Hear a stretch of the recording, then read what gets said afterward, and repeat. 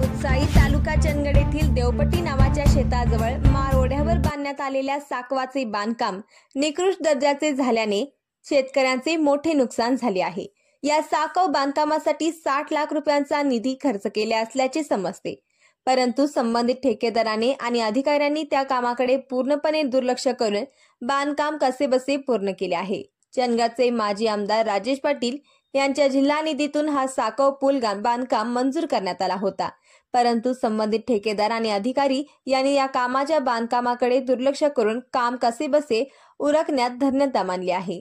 तरी संबंधित ठेकेदारावर आणि चंदगड विभागाचे अधिकारी यांच्यावर कारवाई करावी अशी मागणी शेतकरी व सामाजिक कार्यकर्ते यांनी जिल्ह्याच्या वरिष्ठ अधिकाऱ्यांकडे निवेदनाद्वारे केली आहे। माजी सरपंच अनिलराव देसाई म्हणाले, गेल्या 2 वर्षापासून सुरू असलेल्या या साकव पूल बांधकामामुळे माझ्या 1.5 एकर भातशेतीचे लाखो रुपयांचे नुकसान ठेकेदाराच्या हलगर्जीपणामुळे झालेले आहे। तरी याची वरिष्ठ अधिकाऱ्यांनी पाहणी करून संबंधित ठेकेदारावर कारवाई करावी, तसेच मला नुकसान भरपाई द्यावी अशी मागणी माजी सरपंच अनिलराव देसाई यांनी केली आहे।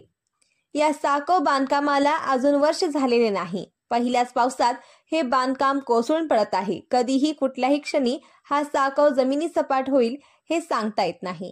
निकृष्ट झालेल्या बांधकामाची चौकशी होऊन ठेकेदारावर कारवाई व्हावी असे उपसरपंच सुभाषराव मोसळे यांनी आमच्या दैनिक नवराष्ट्र प्रतिनिधीशी बोलताना सांगितले।